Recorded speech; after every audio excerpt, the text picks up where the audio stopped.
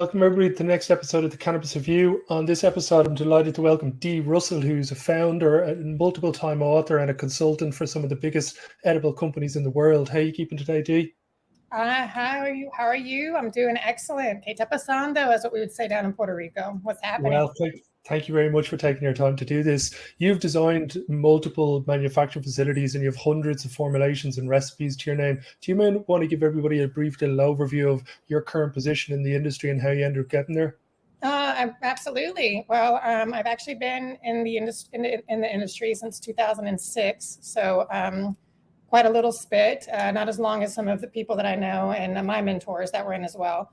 But I work currently as a consultant and formulator in the space. I design and blueprint and help other brands in other countries open all over the world. I have designed over 17 kitchens now. I have 2 more that's on the way. So I'm going to be getting to 19 here by the end of this year. And I design manufacturing and extraction labs from commercial kitchens to also the solventless, whether you need like ethanol extraction, CO2, or hydrocarbon, as well as the commercial kitchens. And then I also license my formulations to different brands and help with the brand development. And I have over 400 plus SKUs or products of mine that are in circulation in the CBD hemp, as well as the medical marijuana industry with a multitude of brands. Some of the ones that I can name would be like Dr. Green Thumb, they're partners of mine, as well as Elite Gardens CBD, American Green CBD, Pure Leaf, just to name some of the big ones. My latest one here on the island that is the top selling edible products on the island is Rosaretta. So that's a little bit about me and what I do. I'm a 3-time published author of the Happy Chef Expert Cannabis Cookbook series. It is available on Amazon, and my claim to fame was my first cookbook that I launched was actually in partnership with Dr. Green Thumb himself. If you've heard of him, his name is B Real of Cypress Hill. He's a leading singer, rapper of the hip hop group Cypress Hill that is an internationally known Latino hip hop group. And in that cookbook included his album as a free download. And I was their chef, their edible chef, and I still work with them designing their manufacturing labs as well as their products. But it's been a long run, and I'm happy to still be here, and I'm loving the space, and I can't wait for more to get in it. We need more. We need more people in it. Yeah, a highly accomplished careers today. Take me back to the first ever balsamic vinaigrette that you produced. As a young person producing your first product like that, what were some of the hurdles that you had to overcome? Well, I go really in depth in it in my first expert cannabis cookbook. There's lots of details that when it comes to plant infusion into fats, because cannabis is not water soluble. I can make it water soluble with an extraction method with using maltodextrin, but that's a different topic. But infusing a fat, you have to work with the different, there's boiling points and there's also flash points or smoke points with the oil. There's compounds that you can lose in the plant, terpenes mainly, but also you can lose potencies and lose one of the more like broad spectrum capabilities that the plant has when you are in the extraction process. So choosing your fat that you want to bind it with on beforehand, before you put it into your recipe, is utmost important. I've kind of strayed away from can of butter because there are healthier options such as, olive oil, avocado oil. The main one I like to use is MCT coconut oil. MCT is medium chain triglyceride, which allows the medicine to actually go through your body faster, and so that the medicine actually hits you faster instead of, I took an edible and it's an hour later and hasn't hit me yet, and then everyone makes a mistake. Whoops, I took it too much, and I think we've all been there. But I think everybody has a bad edible story. Yeah. Well, that actually kind of brings me on to the main kind of first topic of the show, and it's edible formulations and production methods. When it comes to the formulations type of things, obviously, what are like the top 2-3 things that people should be looking at? Is it protecting IP? Is it ensuring the absorption rate and the solubility of it? What are the kind of main things when it comes to the formulation side of things that are paramount to be keeping your eye on? Ooh, okay. Well, obviously, you're the chef. Make it taste good. And that's job number one. But the most important job is homogeneity.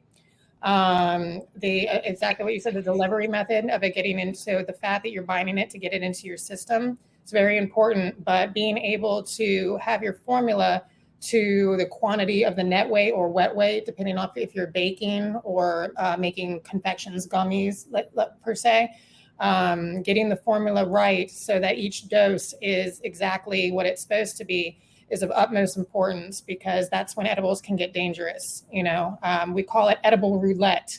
If you make a batch and it's not completely homogenized and it doesn't pass your homogeneity test at the lab, you can eat one and feel nothing, and then somebody can get an 800 milligram gummy, and then it's night night, grandma. She's not going to make it to your soccer practice.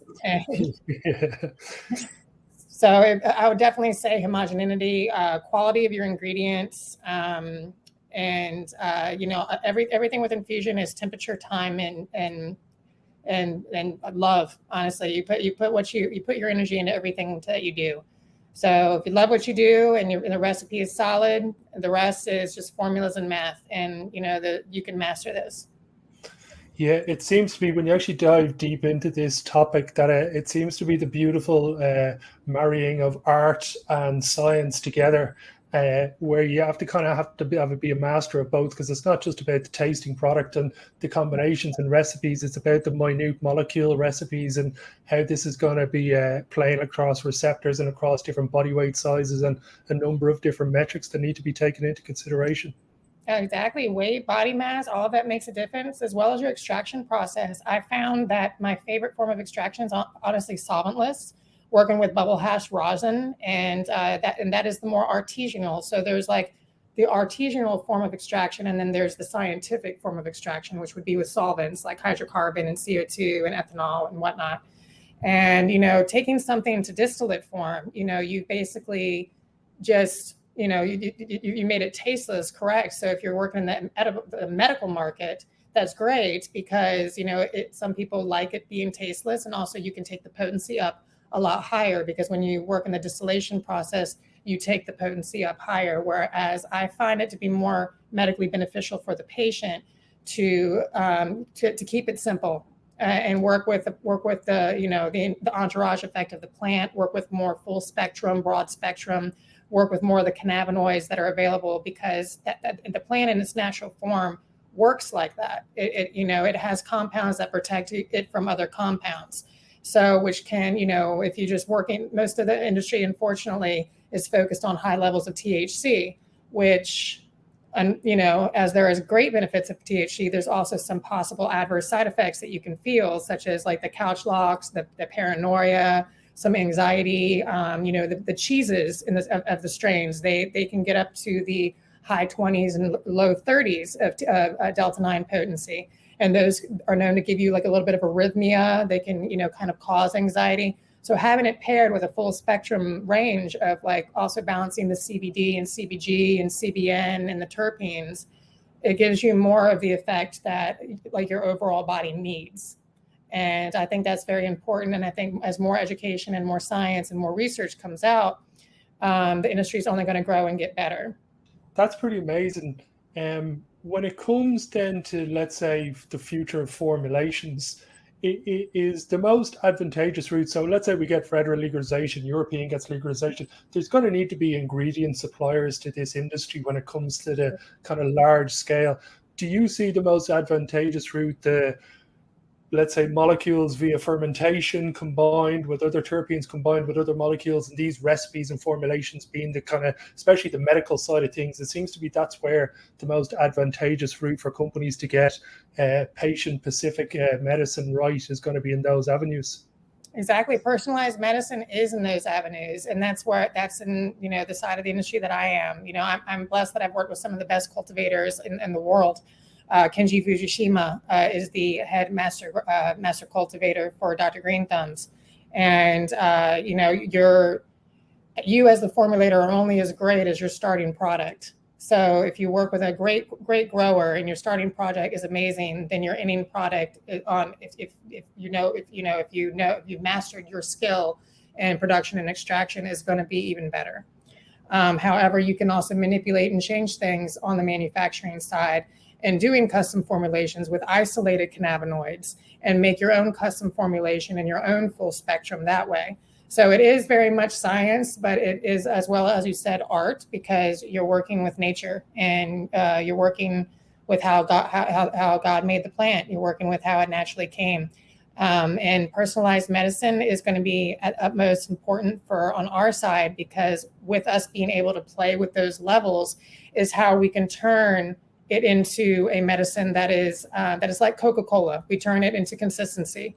So, as you can give a Parkinson's patient an edible, and you do it from one strain, one whole harvest strain batch, and you put that oil into that batch, and that stops his tremors. Well, you might have the next harvest with the same strain, same genetics. However, it doesn't have enough linalool, or it's missing a little bit of CBG. It's missing a little bit of the compounds that is actually what is stopping those tremors for that patient. So on our end, we are going to be able to manipulate with science to make that more of a guarantee that this medicine works, and it works every time. Yeah, predictable and reliable products, I think, is the objective for a global-sized industry. Absolutely. Some fun questions now. Who makes the best edibles in America? In America? Ooh, not just myself. Ooh, that's hard to say. There's a few edible chefs that I know and work with. My friend Case, he's worked with a lot of great people. I think he has like over 10 companies that he works with. He's based out of Las Vegas. His handle on Instagram is Call Me Case. He's excellent. I'd probably put him as my favorite besides myself. Also, my junior consultant, who is my baker that I work with, I pull her in when I have to do a baking consult, is Amy Robbins. She's excellent as well. But I'd have to say my favorite would be me. That's impressive, all you could be making. Do you maybe want to give everybody an overview of what you're doing in Puerto Rico at the moment, and who you're working with down there, and kind of what does the industry look like in Puerto Rico at the moment? Well, the industry in Puerto Rico is medical. And also they don't have smoking in the regulations. So while you can buy the flower, you buy it to vape. So smoking is still considered illegal here. So pretty much everything is in the edible, topical, or vaping market. And the company that I work with right now is Rosaretta. This is my latest client, and I designed their line of gummies. So I'll pull them out right now. So I do a lot of regional marketing whenever I enter a new space. So as I said, I've built 17 kitchens now, one being in Colombia. I've done one in Costa Rica, Canada, and Arizona, Las Vegas, about 5 in California. And when I say regional marketing, it's you have to go with that culture's taste buds, because while I'm in California, and grape and watermelon and sour apple are the most popular flavors, those flavors don't necessarily work down here in the Caribbean.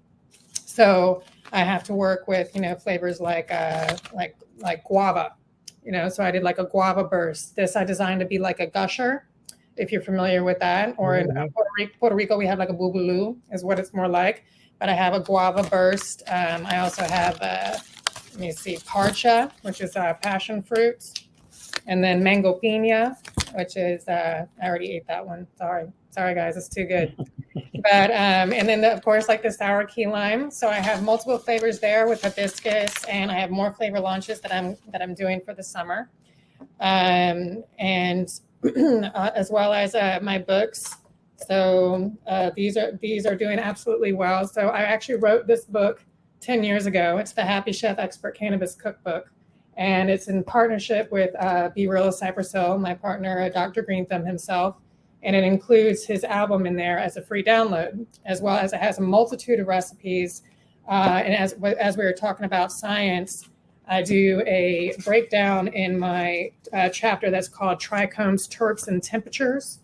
And I go into heavy detail on which cannabinoids benefit which ailments, as well as boiling points and flash points, to kind of help you master your skill of binding with your fats and your oils that you need to make it a better process. And this book just celebrated its 10-year anniversary this past April 20th. And so I decided to launch, as I live in Puerto Rico and work down in South America now, I decided to launch the whole series in Spanish. So now I have it offered as La Chef Feliz Gastronomía de Cannabis. So those are doing well. And then I noticed you had on the screen, this is my psychedelic cookbook that I actually pair cannabis with psilocybin in these recipes. And this book is a plant-based recipe book. And it also includes formulations and a lot of C of A's certificates of analysis and testing on both psilocybin and cannabis. So those are my works that are what I'm doing down in Puerto Rico with my book series now launching in Spanish. And my latest project that I'm very happy to be working on that we'll be launching next year is my husband and I are launching the first cannabis textbook that will be supplied to universities. So it's called Manufacturing Cannabis, The Art to Cannabis Alchemy. And we're hoping that this and, getting it into universities would help people that have the passion for it be able to, to learn and master and to get a job immediately in the industry, because that's something I've noticed as a license holder and a consultant, that it's very difficult to find people that have been in the industry as long as I have, that you're hiring people with the skills and also the passion to do it. Most people are coming in because they just really have a passion for the plant, and we're kind of having to teach them how I go. But having somebody that already has that knowledge in their brain, and having somebody with a different brain that we can all kind of talk nerdy to each other, that always helps in the formulation process. So. Incredible. Well, it's been amazing talking to you, Dee. Hopefully we get to touch base again over the next 6 to 12 months and we can get updates on all the exciting projects, and maybe you'll be coming over to Europe with the sign of some regulation happening over here. For anybody who wants to stay up to date with Dee, the website is below, edibledee.com. Highly recommend following her on all social channels and going visiting the website. But Dee, thank you very much for today. Thank you. And I can't wait to talk soon. Until next episode, everybody. All right. Bye, guys.